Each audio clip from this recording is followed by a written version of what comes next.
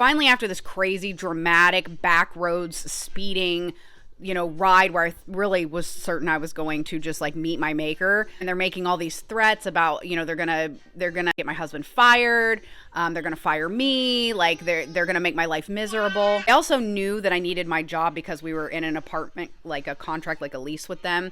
He really felt like they had the upper hand in this. They just were just making all kinds of threats. They like pull up to my apartment building, and the owner gets out, pulls open she opens the door because the child locks were on, and I immediately start to get out, and they take a wad of cash and throw it at me. And they both look at me and smile and go, "Good luck filing for unemployment and proving that you ever worked here."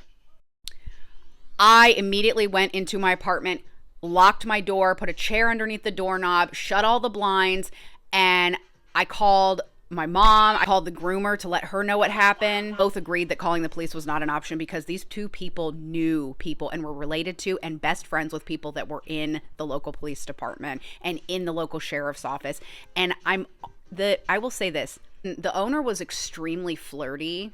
Like, she was an extremely flirty woman, and she also made it very clear she hated her husband. Like, she had great disdain for him, and she always commented on like how ugly she thought his body was and his face and his hair, and she just joked him all the time, like openly to all of the employees.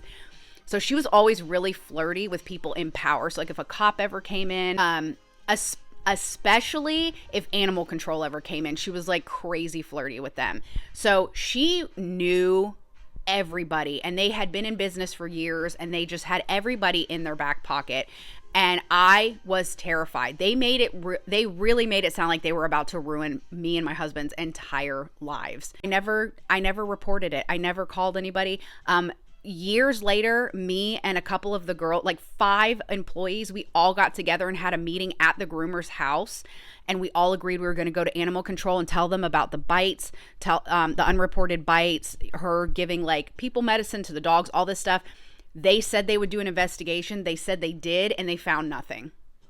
And that's absolutely, there's no way that they found nothing, because if they had even checked in with one former employee, they would know. They would hear horrendous, like not only like abusive boss stories, but like harassment, bullying, animal neglect, just probably like money laundering. I'm sure. I don't know.